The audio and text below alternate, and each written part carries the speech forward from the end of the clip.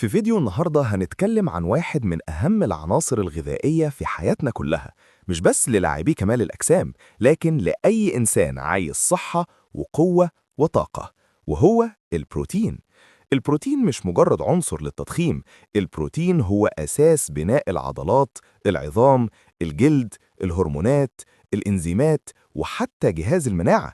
المشكلة إن ناس كتير بتعتمد على المكملات، وناس تانية مش عارفة إن المصادر الطبيعية ممكن تكون أقوى وأأمن وأغنى غذائياً. علشان كده النهاردة هنتكلم عن أفضل 5 مصادر طبيعية للبروتين، مصادر متوفرة وفعالة وليها فوائد تتعدى مجرد رقم البروتين. شفائيات. أول وأقوى مصدر طبيعي للبروتين هو البيض.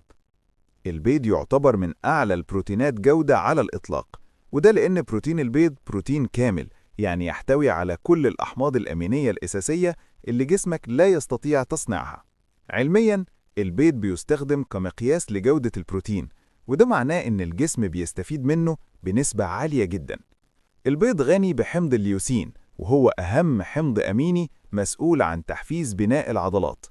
غير كده، البيض فيه فيتامين B12 اللي بيدعم الجهاز العصبي، وفيتامين D اللي مهم للعظام والمناعة، ودهون صحية بتدعم الهرمونات الطبيعية. صفار البيض مش عدو زي ما ناس كتير فاكرة، بالعكس، الصفار فيه معظم العناصر الغذائية المهمة. البيض مناسب لكل الأوقات، سهل الهضم وسهل التحضير، وده بيخليه مصدر بروتين مثالي يومياً. تاني مصدر طبيعي قوي جداً للبروتين هو اللحوم الحمراء والبيضاء. اللحوم سواء كانت فراخ، لحم حمراء قليلة الدهون، أو ديك رومي، بتوفر بروتين عالي الجودة غني بالأحماض الأمينية الأساسية.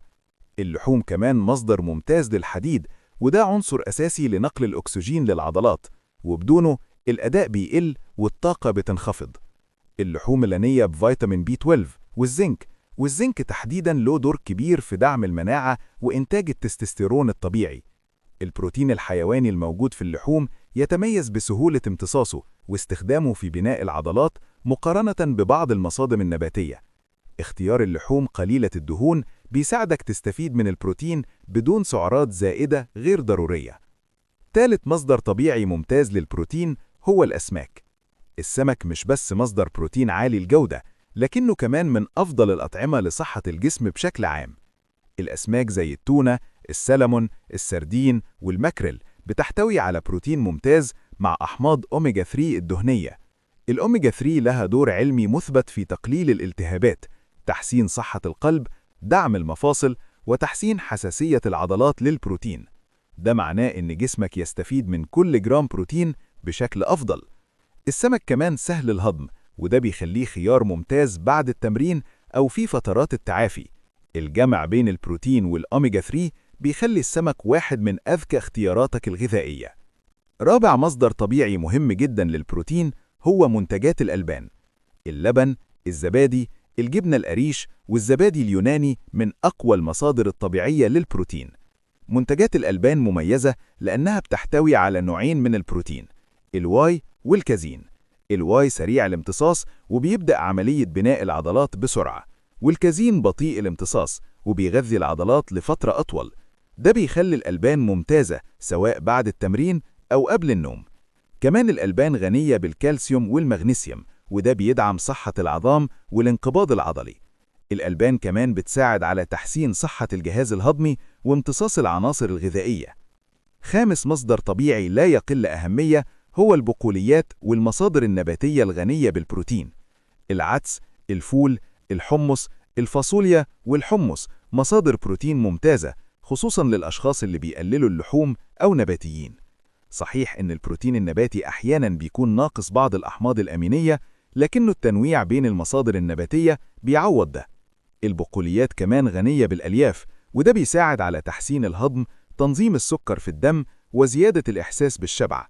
الجمع بين البقوليات والحبوب زي الأرز بيكون بروتين متكامل وقوي. البروتين النباتي له دور كبير في دعم الصحة العامة وتقليل الالتهابات. الخلاصة إن البروتين الطبيعي مش بس آمن، لكنه كمان غني بعناصر غذائية تانية لا توجد في المكملات. التنويع بين المصادر الحيوانية والنباتية بيديك أفضل استفادة وبيدعم عضلاتك وصحتك ومناعتك وطاقة جسمك على المدى الطويل. المكملات ممكن تكون مساعدة، لكن الأساس دايما هو الأكل الطبيعي. لو عايز جسم قوي وصحي، ما تنساش تشترك في القناة وتفعل الجرس عشان يوصلك كل جديد.